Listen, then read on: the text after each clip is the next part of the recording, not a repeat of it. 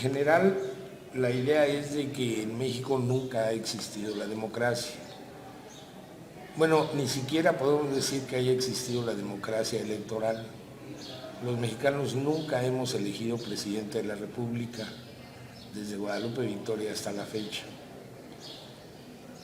El punto es de que hay que profundizar en el asunto de la democracia, porque no puede decirse que exista democracia cuando hay tanta pobreza, cuando hay tanta miseria y cuando hay tanta ignorancia. Entonces la democracia es un concepto que debe revisarse y que debe actualizarse respecto a lo que ocurre en la vida diaria.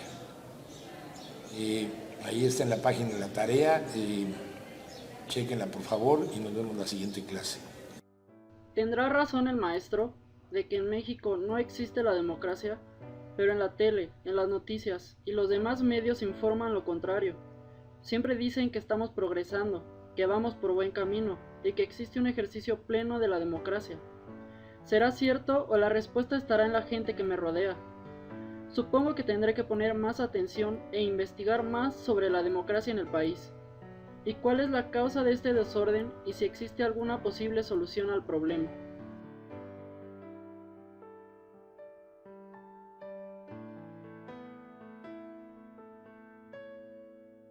Definitivamente, la gente vive en malas condiciones, no tiene los suficientes recursos y no llegan las oportunidades necesarias para que esto cambie. Entonces, ¿cuál es el papel que juega la democracia?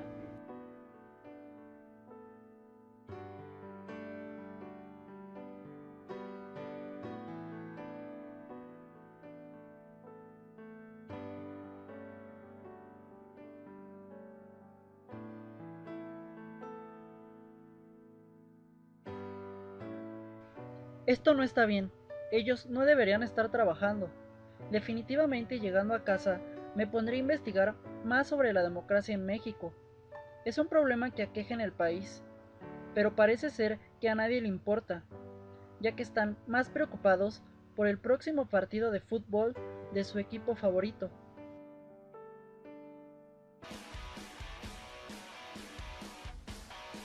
Entonces, ¿qué es la democracia en México y cómo fue que acabamos así?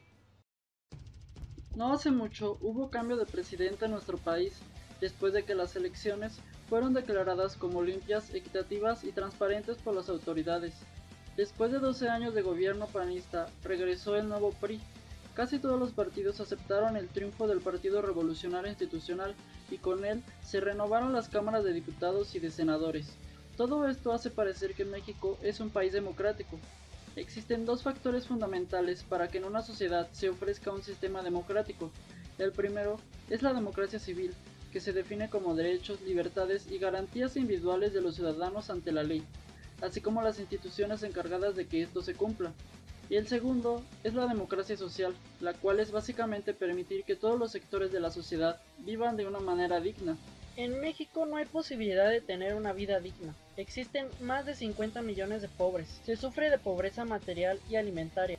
No hay oportunidades para estudiar o de tener acceso a medios de información. Y peor aún, las nuevas generaciones no pueden desarrollarse plenamente debido al desgarramiento social que provoca estar en situación de guerra constante contra el narcotráfico. No solo eso, también sufrimos de una gran privación en nuestra libertad de expresión, y esta libertad es algo básico para el desarrollo de la democracia en nuestra nación. En gran parte de nuestro país, los medios de comunicación han sido censurados o autocensurados por las amenazas y ataques en contra de sus instalaciones o por los secuestros y asesinatos de sus periodistas. Por si fuera poco, las cosas en temas electorales son cada vez más complicadas en algunas regiones, pues a muchos de los involucrados en las elecciones son amenazados, secuestrados y hasta asesinados. También hay coerción de grupos armados sobre la población civil para que vote por cierto candidato, y también hay reportes de campañas financiadas con dinero de procedencia ilícita.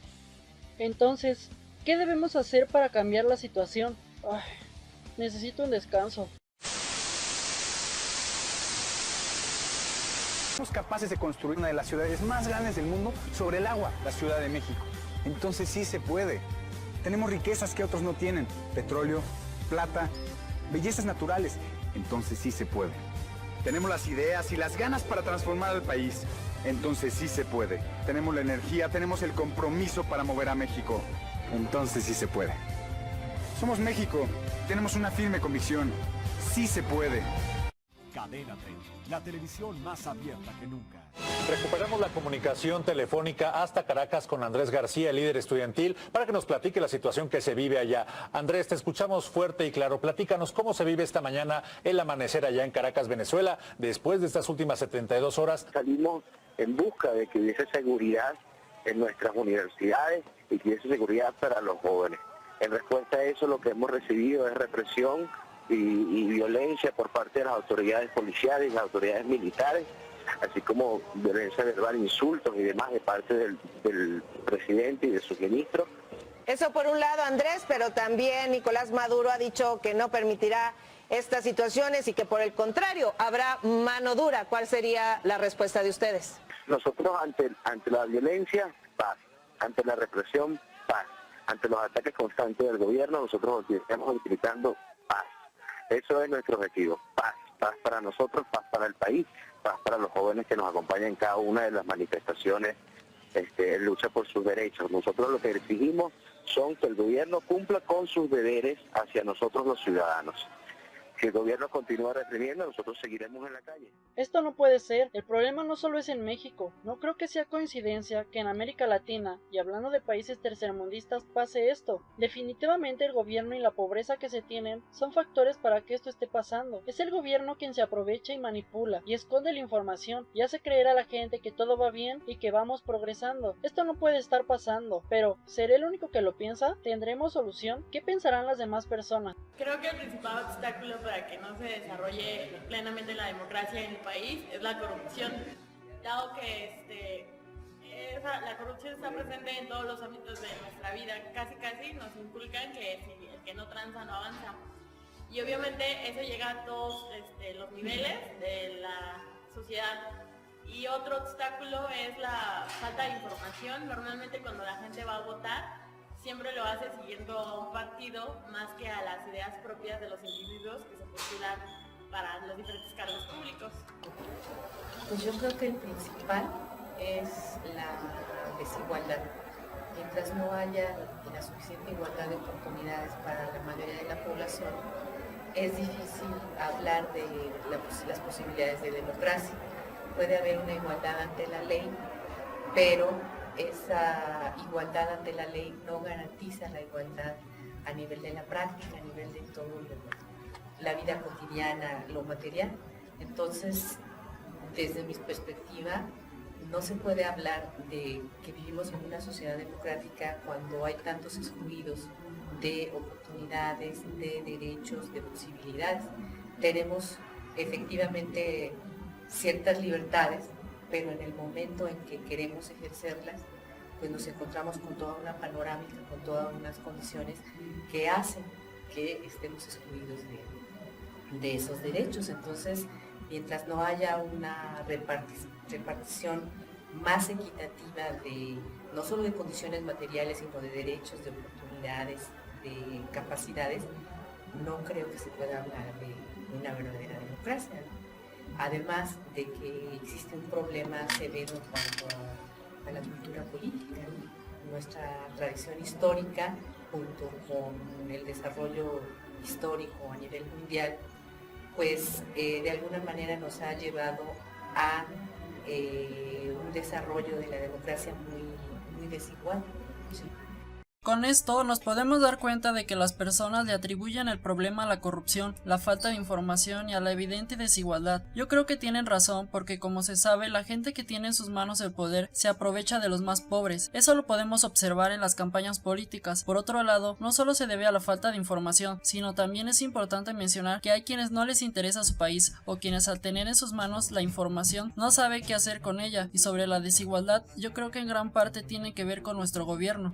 La sociedad, dice Bulnes, es un organismo que produce irresistiblemente a su gobierno, como produce su criminalidad propia, su carácter propio, sus tendencias propias, sus artículos de comercio, de industria, de agricultura propios. La constitución política no es un sombrero, ni un zarape, ni una creencia. Es una función necesaria que emana y no que se imprime. Para él, la libertad es el resultado de la alta civilización, no la limosna ni la dádiva de un héroe, ni el regalo suntuoso de un patriota. Así, el actual presidente no ha dado la libertad que no puede dar, porque la libertad no es un hecho de poder gubernamental, sino de resistencia legítima social. Sí ha creado los elementos para que México, en el porvenir, pueda repasar sobre las instituciones políticas que le correspondan, y no sobre el corazón de un hombre susceptible fácilmente de corromperse. Los científicos hemos dicho al país, si nosotros llegáramos al poder, también te tiranizaríamos.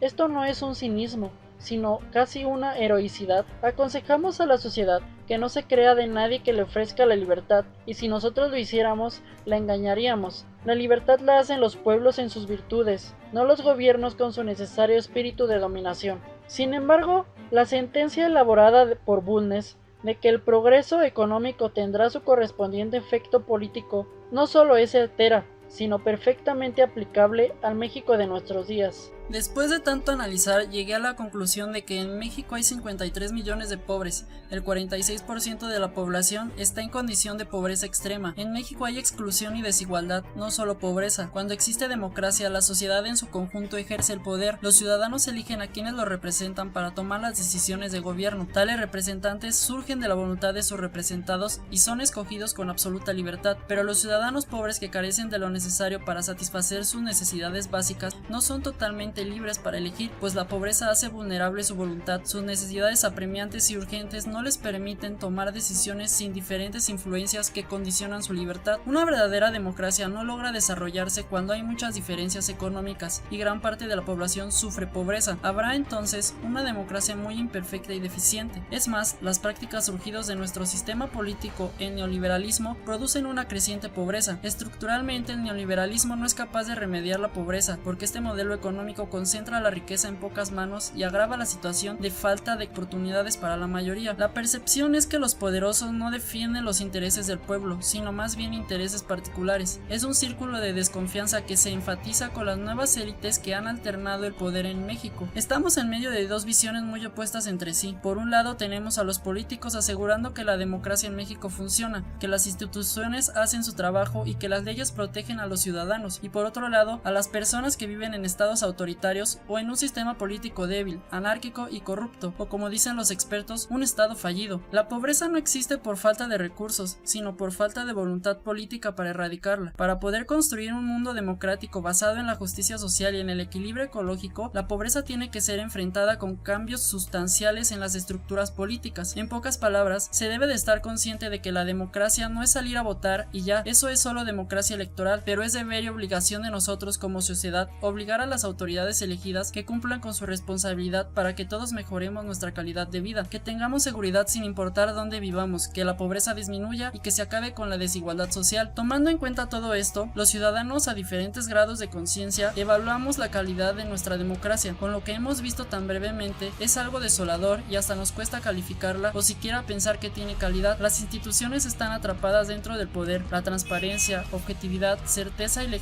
legalidad son solo un discurso de estas instituciones. Nadie rinde cuentas a nadie. La corrupción va del policía de tránsito hasta el político de las más altas esferas. Tenemos algunas áreas coludidas con el narcotráfico. Hay muy poca representación de la sociedad civil. Nuestra constitución es violentada. El IFE, que debería de ser signo de elecciones limpia, es cómplice de los diputados y élites políticas. El Congreso no es transparente y legislativamente están demasiados atrasados, y la creación de leyes solo se da para apoyar al gobierno en turno y los intereses ajenos a la sociedad que ésta tenga. La pobreza se podría erradicar con una igualdad de oportunidades que se tiene que dar de manera armónica a través del acceso a una alimentación básica, servicios de salud, a la educación y a una vivienda digna. Debe haber una mayor participación del pueblo en las decisiones del gobierno, que existan modificaciones importantes en las leyes, que los candidatos se ganen a través del voto y no del dinero. En definitiva, no hay democracia plena ni libertades plenas si hay pobreza extrema, y mucho menos si los partidos políticos ganan millones de pesos en sus campañas, sino para acabar con la pobreza. Pero más importante, debemos mejorar como ciudadanos, transmitir compartir la información, aunque claro, no basta con estar informados, se necesita de un cambio verdadero, no será inmediato, conlleva mucho esfuerzo, pero tal vez al estar mayormente informados y con ganas de avanzar, podamos tener un México que realmente merezcamos. No solamente basta con menospreciar al gobierno, hace falta una mirada crítica a lo que somos como sociedad. Falta mucho camino por recorrer, pero al menos tenemos que comenzarlo.